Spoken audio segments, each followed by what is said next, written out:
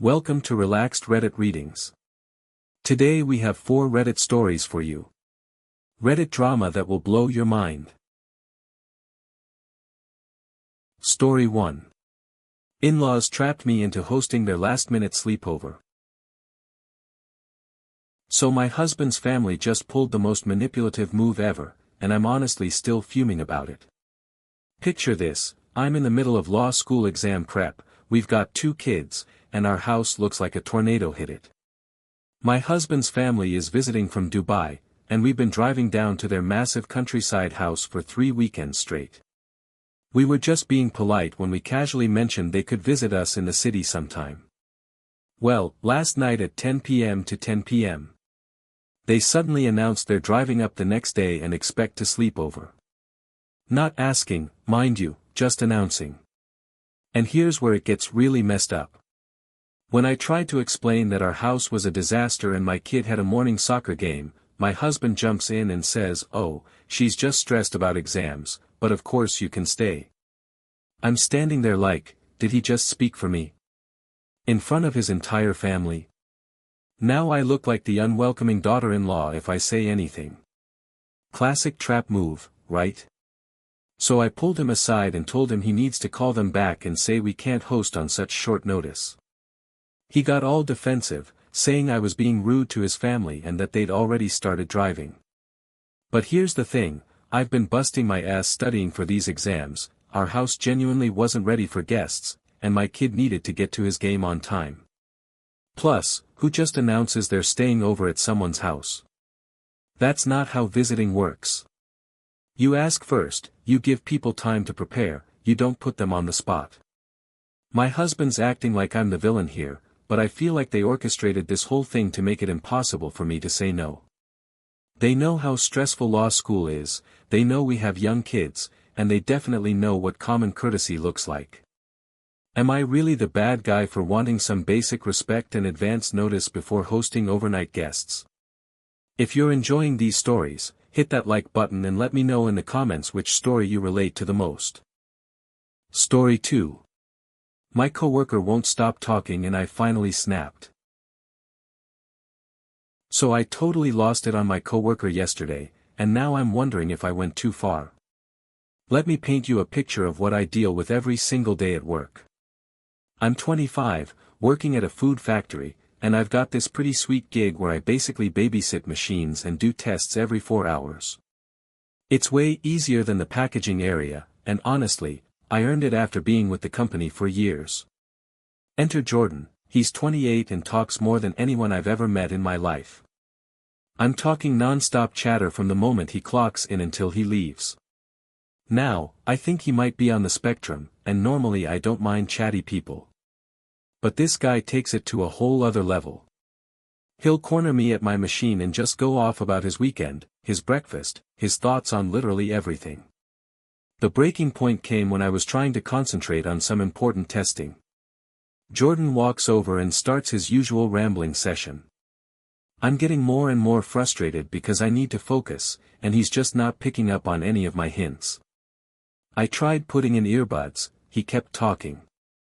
I tried giving short responses, he kept going. I even tried walking away, but he followed me. Finally, I just snapped. I turned around and said, "Jordan, I need you to leave me the F alone. I'm trying to work here, and you're making it impossible for me to concentrate." The look on his face was honestly heartbreaking. He went completely quiet and walked back to his station without saying a word. Now I feel terrible because he hasn't spoken to me since, and other coworkers are giving me looks like I'm some kind of monster. But here's the thing, I tried being polite for months. I tried subtle hints, I tried redirecting conversations, I tried everything I could think of. Sometimes you just reach your limit, you know. I need to be able to do my job without constant interruption. Was I harsh? Maybe. But was I wrong for finally setting a boundary after trying everything else? Story 3. My mom demands $300 monthly despite being richer than all her kids. Get this, my mom just demanded that all 3 of her kids start paying her $300 every single month, and her reasoning is absolutely wild. She says it's for her retirement and that it's our duty as her children. Now, I'd totally understand this if she was struggling financially, but here's the kicker: she owns multiple rental properties that bring in more money every month than any of us make at our actual jobs. Let me break down how ridiculous this situation is. My two sisters are stay-at-home moms, so their husbands would be the ones forking over this money. We all have our own families to support, our own mortgages, our own kids' expenses. Meanwhile, Mom is sitting pretty on this real estate empire, collecting rent checks like it's Christmas morning. But wait, it gets better. When we were growing up, money was always tight. She constantly told us we couldn't afford things, made us feel guilty about asking for anything, and we definitely didn't have the privileged childhood you'd expect from someone who apparently had the means to buy multiple properties. Now suddenly she's got all this passive income, and instead of being grateful for her financial success, she wants to drain even more money from her kids. I tried to have a rational conversation with her about it. I explained that we all have our own financial responsibilities and that she's clearly doing well with her rental income. Her response: family takes care of family. But here's what's really bothering me: this feels less like family support and more like she sees us as additional income streams. The worst part is that my sisters are actually considering it because they don't want to rock the boat. They're worried about damaging their relationship with Mom, but I'm thinking, what kind of mother puts her adult children in financial strain when she doesn't even need the money? Is it really our duty to supplement someone's already comfortable retirement, or is this just emotional manipulation disguised as family obligation? Story 4. I gave my friend a $30,000 car instead of my greedy uncle. So I run a car restoration business in Eastern Canada, and I've been lucky enough to do pretty well for myself. Recently, I decided to give away a car worth about $30,000, and now my family's acting like I committed some kind of crime. Let me explain what actually happened here. I have this friend John who's been in my life for 20 years. When I was just starting my business and struggling to make ends meet, John was right there helping me out. He'd come in on weekends, help with restorations, never asked for a penny, and basically believed in my dream when nobody else did. For our entire friendship, he's been obsessed with this particular type of car, always talking about how someday he'd love to own one. Well, I finally got my hands on one in perfect condition, restored it to absolute perfection, and decided to surprise John with it. The look on his face when I handed him those keys was worth every penny. This guy deserved it. He'd been there through the tough times, never expected anything in return, and I finally had the means to show my appreciation.